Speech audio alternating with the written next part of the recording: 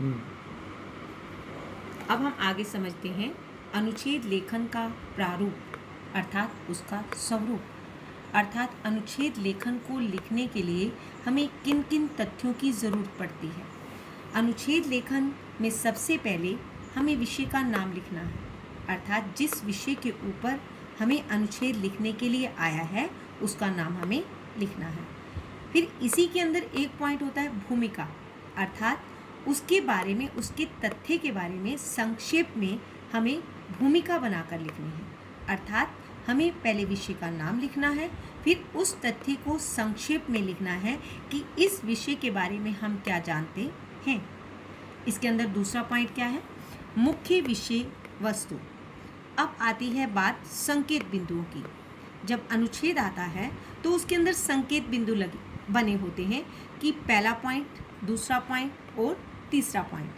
पहला, दूसरा और तीसरा ये संकेत बिंदु बने होते हैं। इन्हीं संकेत बिंदुओं के आधार पर हमें क्या लिखना होता है, अनुच्छेद लिखना होता है। अब इन संकेत बिंदु को हमें ध्यान देना बहुत ज़रूरी है, क्योंकि ये संकेत बिंदु के आधार पर ही हमें अनुच्छेद लिखना होता है। हमें अपने आप नहीं लिखना है, जो संकेत बिंदु में बात कही गई है उसी के बारे में हमें अनुच्छेद लिखना है। इस बात का हमें खास तौर पर ध्यान रखना है। और तीसरा पॉइंट है इसका समापन, अर्थात उसका एंड। अर्थात हमें उसकी भूमिका भी बनानी है और उसका एंड भी करना है, और उसके जो संकेत बिंदु हैं उस पर भी हमें ध्यान देना है। अब हमें ये सभी बातें समझने के बाद ये समझना होगा कि हमें अनुच्छेद बनाना कैसे है। हमें कई बार ऐसा होता है कि अनुच्छेद में हमारे पास शब्दों का भंडार नहीं होता है, तो हमें कौन सा ऐसा तरीका अपनाना चाहिए जिससे हम उस अनुच्छेद को आसानी से लिख सकें। इसके लिए एक बात ध्यान रखनी है, जैसे मैंने विषय लिखा युवा पीढ़ी का कर्तव्य, अर्थात जो युवा पीढ़ी है उसका कर्तव्य क्या है। अब हम इस अनुच्छेद को बनाने की कोशिश कर रहे हैं। युवा पीढ़ी देश का भविष्य है, पहली लाइन हमने बना ली। एक लाइन तो हम बना सकते हैं ना बच्चे, युवा पीढ़ी देश का भविष्य है। अब मैंने क्या किया, उस चीज़ को आसान करने के लिए उस पहली लाइन में से, उस पहली पंक्ति में से पीढ़ी शब्द उठा लिया और उससे दूसरा वाक्य बना दिया। अब मैंने क्या किया, युवा पीढ़ी देश का भविष्य होती है और फिर मैंने पीढ़ी शब्द को उठाया, तो इस पीढ़ी में जोश कूट कूट कर भरा होता है।